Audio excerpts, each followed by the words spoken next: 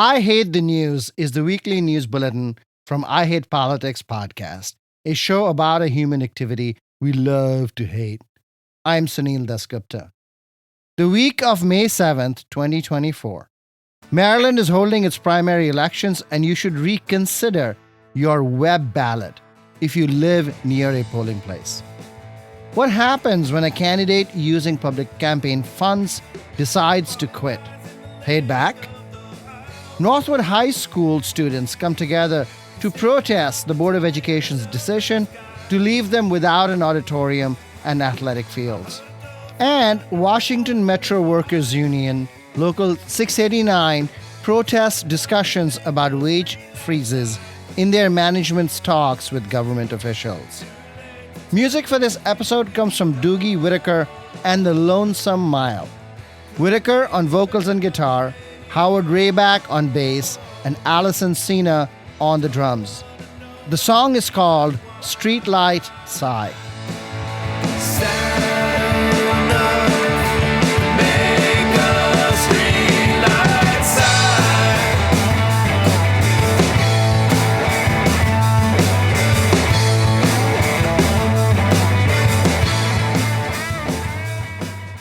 Maryland primary election day is May 14th.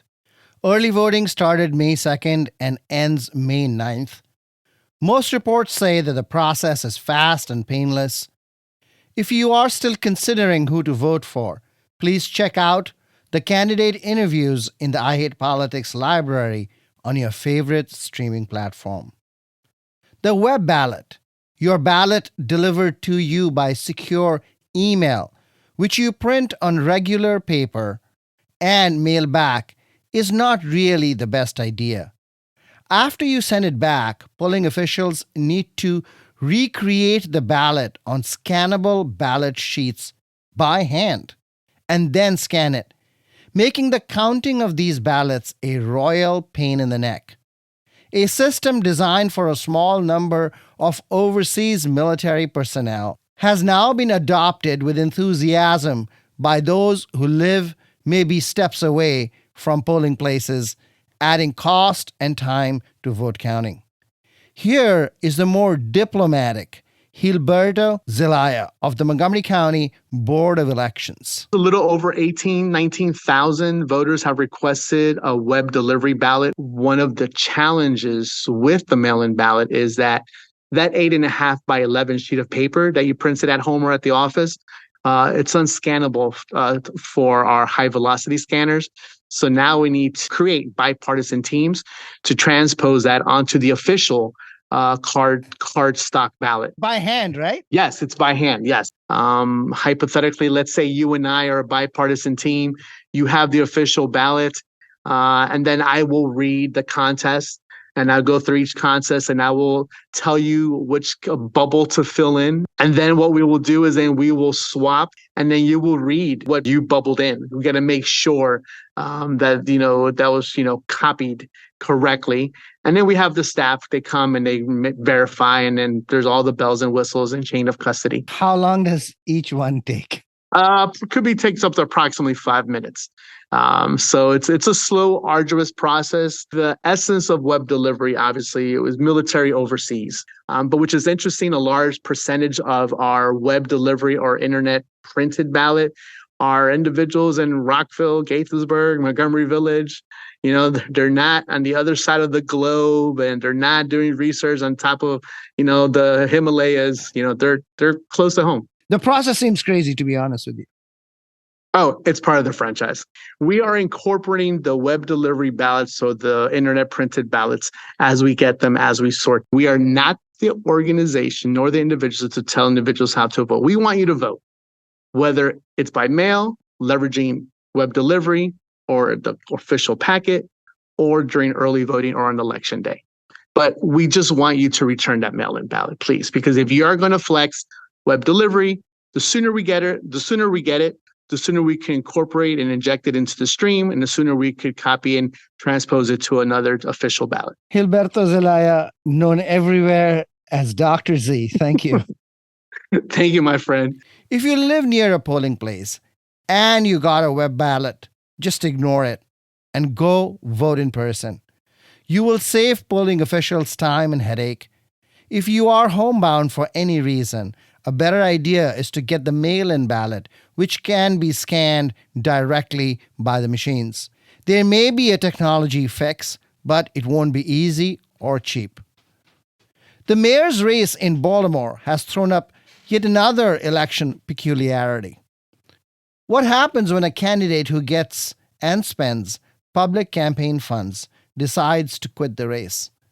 This happened with Brandy Brooks in Montgomery County in 2022, and now Baltimore mayoral candidate Thiru Vignaraja has suspended his campaign and endorsed Sheila Dixon.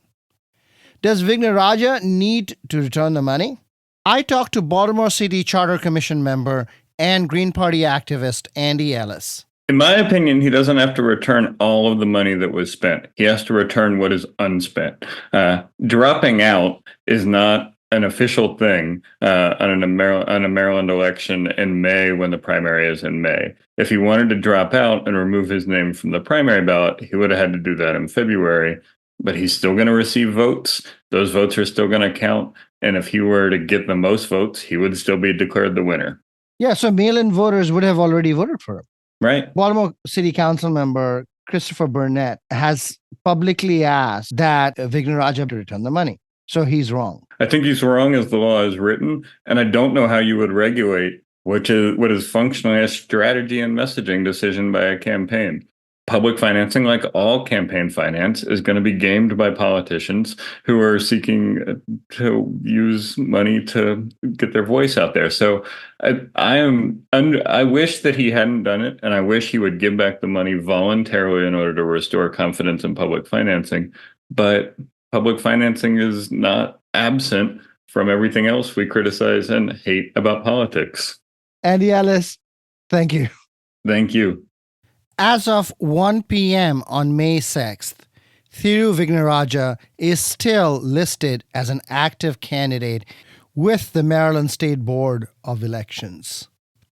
Closer home, students from Northwood High School, which is slated for tear-down renovation, are up in arms about being put temporarily in a holding school that is not going to have an auditorium or athletic fields ready in time. And since the school will operate out of the holding building for 3 years, there will be several years of diminished theater and athletic participation.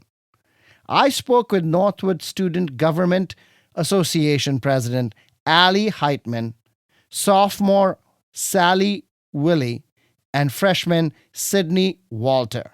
Our main complaint right now is that we were originally promised amenities like an auditorium and field, but those amenities keep getting delayed for us, like the completion dates.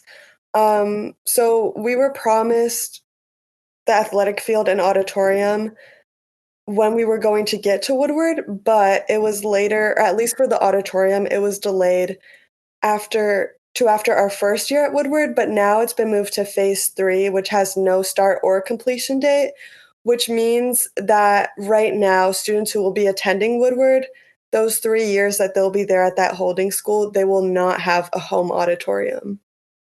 Sally, speak a little bit about how it affects you. Our theater program has really been bolstering these past couple of years, and we've been trying to rebuild our theater program to what it used to be. And we had great success this year with our show Grease, and we are looking to build on that further to solidify ourselves as one of the great theater programs in Montgomery County. And the loss of the auditorium, or the lack of an auditorium, completely halt our plans and is a very unfair thing to a performing arts school like us, where we do 2 shows a year. We sold more tickets than we've ever sold, and it halts our progress completely as a program and as a school for the performing arts, not just theater, but our dance program and our music program as well. How many students are in the theater program? The actual cast itself was 36 people, including teacher support and crew members. We had around 52 people total. What are they saying in the absence of an auditorium? in the Woodward building. What is their plan? We will have a black box feeder in Woodward that I think seats around, correct me if I'm wrong, Cindy, like 130, 120, something like that, 150, around that, which is nowhere near our auditorium now, which is the biggest in Montgomery County Public Schools.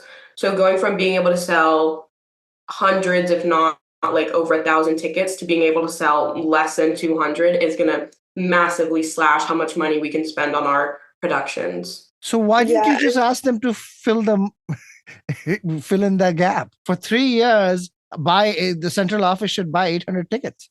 that's really funny. The people who are making these decisions for us and impacting the futures of students aren't really thinking about how this will affect the experiences that students will have in their high school career. What about sports? We won't have a field or track at Woodward, I think, completed until about 2026. So then people at Woodward, if they were even still there at that point, would have an athletic field in their last year there, so 2026 to 2027, because we'll go back to Northwood in the fall. So that's really only 1 year at Woodward that students will have access to a home field and track. And as a result, are you hearing that people are transferring out to other DCC Yes, a schools? lot.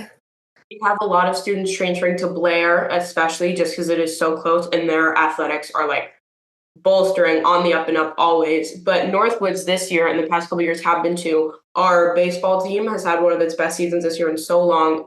They have a 500 record and they will probably make it a decent way in playoffs.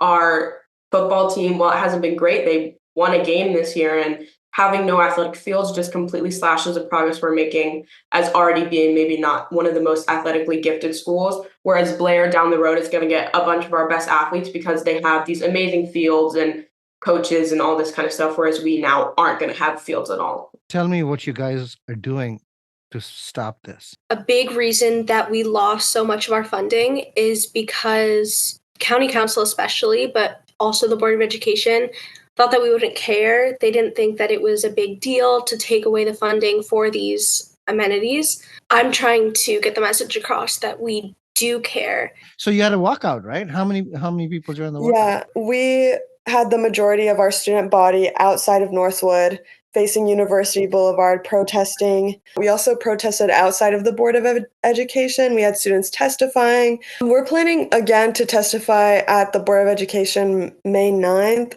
Unfortunately, a lot of county council meetings, or pretty much all of them, take place during the school day. So if we were able to, we would definitely be going to those.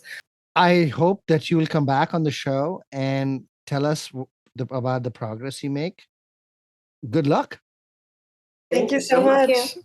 Further south in Washington, D.C., WMATA, Washington, D.C. Metro officials at a D.C. council meeting publicly discussed the possibility of wage freezes. And the WMATA Union, Amalgamated Transit Union Local 689, which is currently in collective bargaining negotiations with Metro, balked. This is Ben Len of Local 689. Members of WMATA's leadership team were testifying in front of the DC Council on a variety of issues related to their budget. And the union kind of was concerned at one of the answers on back and forth between the council member and WMATA officials about possible wage freeze for local 689 members. Local 689 and WMATA are currently engaged in contract negotiations. The current CBA expires June 30th of this year. Under the current contract, there can't be any salary or wage freezes without that issue being bargained and agreement in place.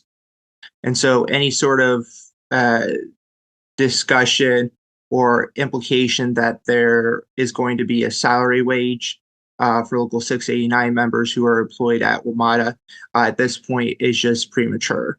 WMATA does have a big budget gap, as you know. The CEO and GM of WMATA, Randy Clark, put out a scenario that he called the doomsday scenario that said that if they didn't get the funding they needed to fill this budget shortfall, that there were going to be drastic cuts to services, drastic reduction in workforce, and there could be some major wage freezes and benefit freezes. The union, state lawmakers, federal lawmakers, local lawmakers, we all kind of came together and we were able to work to find the funding for this upcoming fiscal year. So there's not going to be any of those drastic cuts coming up. However, in a couple of years, that could happen again. There's no long-term funding. Ben Lynn of Amalgamated Transit Union, Local 689, thank you for taking the time. Thank you.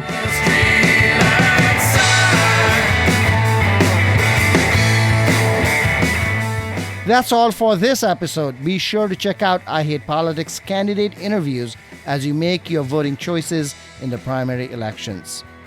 I Hate Politics is produced by me, Sunil Dasgupta, and assistant producers Daniel Galileo, Katarina Gasek, and Catherine Amaya Escobar, with support from University of Maryland, Baltimore County. I direct UMBC's political science program at the universities at Shady Grove in Montgomery County, where, among other things, we explore and learn about politics, government, and society close to home. Music for this episode comes from Doogie Whittaker and the Lonesome Mile. Whittaker on vocals and guitar, Howard Rayback on bass, and Alison Cena on drums. The song is called Streetlight Sigh.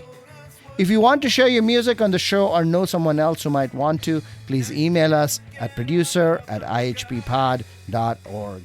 See you next time. Sad enough to make a streetlight sign.